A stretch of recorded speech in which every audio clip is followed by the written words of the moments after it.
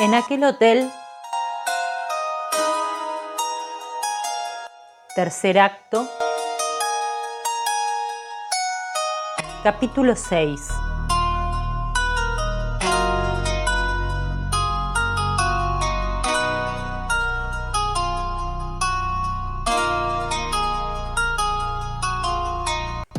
El hombre de la barba y los anillos tomó la palabra con una cadencia más pausada que la mujer de las trenzas. Su voz era profunda, cargada de matices, y mientras hablaba, clavaba la mirada alternativamente en Pablo y Rocío, como si estuviera evaluando sus reacciones. El hombre había llegado solo, después de soñar durante semanas con la misma imagen. Una mujer en un vestido largo, esperándolo en una habitación del segundo piso de aquel hotel tan lujoso que conocía por lo que a aquellos lares se contaba. Hizo una pausa breve, dejando que el crepitar del fuego llenara el silencio. Cuando por fin llegó, todo parecía enrarecido. Nadie lo detuvo en la recepción, la gente atontada por todos lados, el aire demasiado quieto, y entonces la vio en la escalera. No le habló, solo lo miró antes de subir lentamente. Pablo estaba fascinado, con los ojos fijos en el nuevo narrador. Rocío, en cambio, cruzó los brazos y desvió la mirada hacia las llamas, intentando concentrarse en el calor que le llegaba a la cara. Notó que la mujer de las trenzas no le quitaba los ojos de encima y eso la hizo removerse incómoda. Él decidió seguirla, continuó el hombre. Subió las escaleras. Cuando llegó al segundo piso, la hipnótica música comenzó a sonar. Se sintió arrastrado y caminó casi sin darse cuenta hasta la puerta. La puerta se abrió sola. La habitación estaba iluminada por una luna que se colaba a través de las ventanas. Y allí estaba ella, la mujer de sus sueños, tocando el violín.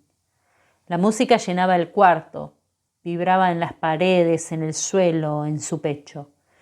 Pero cuando la puerta se abrió, ella se detuvo.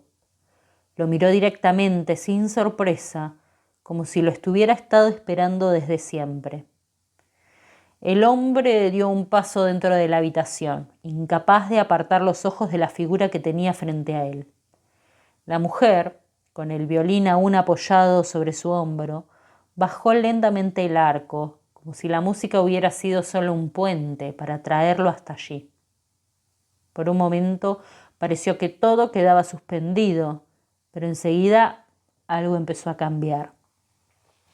El ambiente se volvió más denso, casi irrespirable. Una vibración tenue, como un murmullo eléctrico, comenzó a recorrer las paredes. La temperatura cambió. Ella lo observaba fijamente, con los ojos brillantes. La luz de la luna pareció volverse líquida, derramándose sobre las paredes. Las cortinas, inmóviles hasta entonces, comenzaron a temblar como agitadas por un viento que no estaba allí. El espejo del tocador vibró con un sonido seco, metálico, y la lámpara del techo osciló en un ritmo sutil, como si respondiera a una fuerza oculta. Ese ruido, al principio seco y sutil, comenzaba a crecer. El hombre dio un paso más, sus ojos fijos en ella, sin comprender del todo, pero magnetizado. Sentía que algo se abría, que ese encuentro no era solo entre ellos dos, sino que algo mucho más vasto se desplegaba alrededor. El ruido era ahora cada vez más intenso, sonaba como si la tierra estuviera temblando. Ella se acercó, los ojos clavados en los suyos, y levantó una mano que temblaba apenas. Casi lo tocó, los dedos a un suspiro de distancia de su rostro. Un destello verde esmeralda llenó la habitación.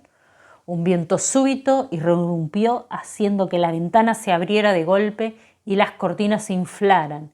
El suelo vibró.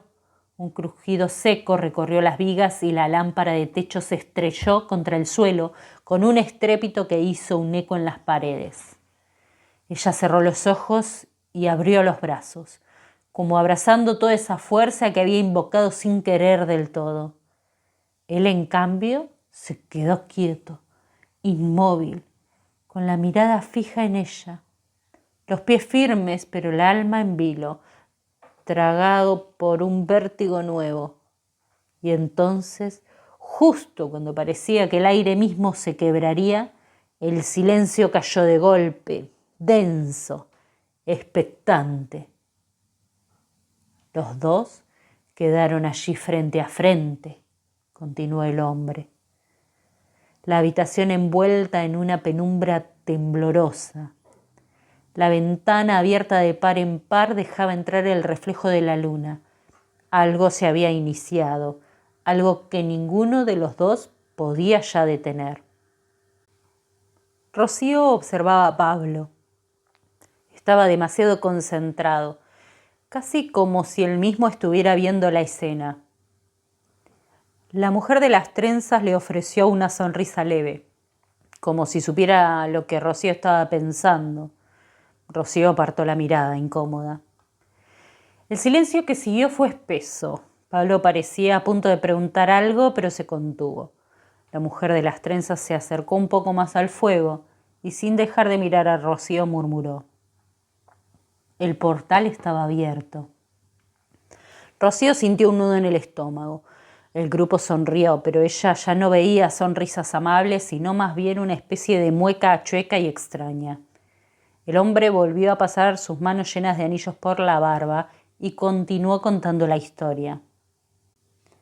La mujer le explicó al hombre que el portal no se abre solo.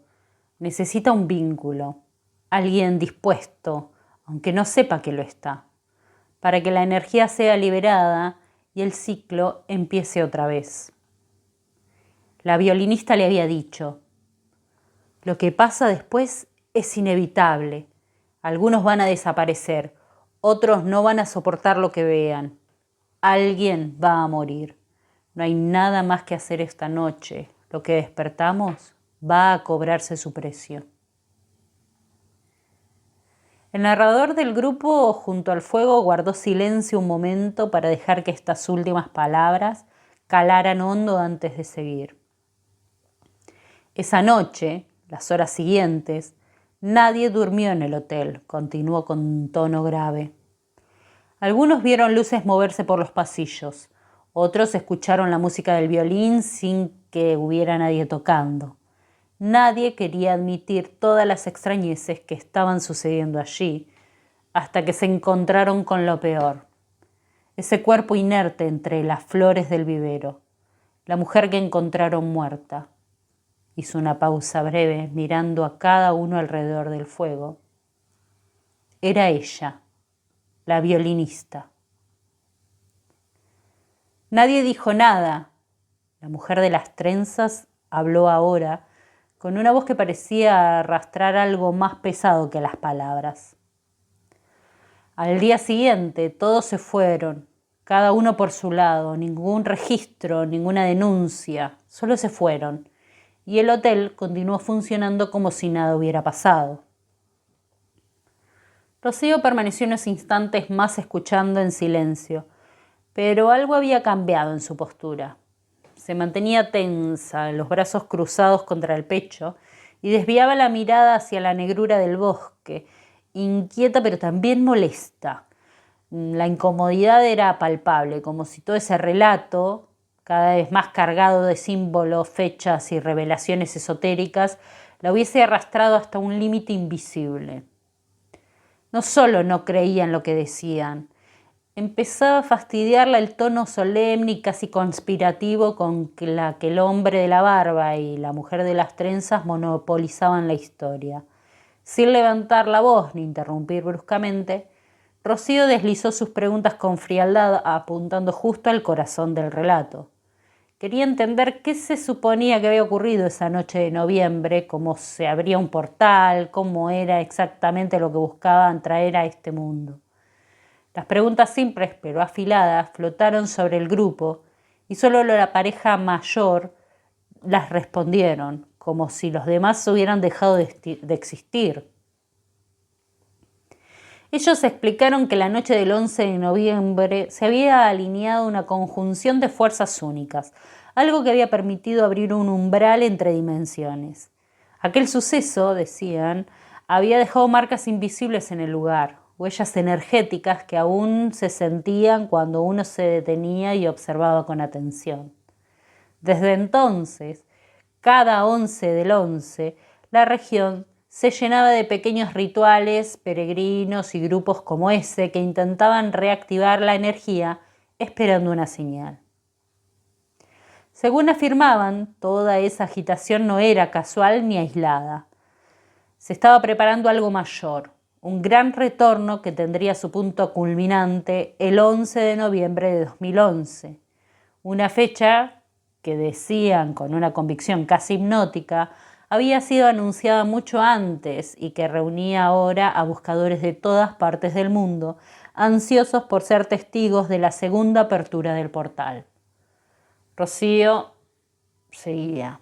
Pablo, en cambio, parecía cada vez más fascinado, absorbido por la mística del relato, como si todo ese entramado de historias y expectativas reforzara su propia sed de misterio.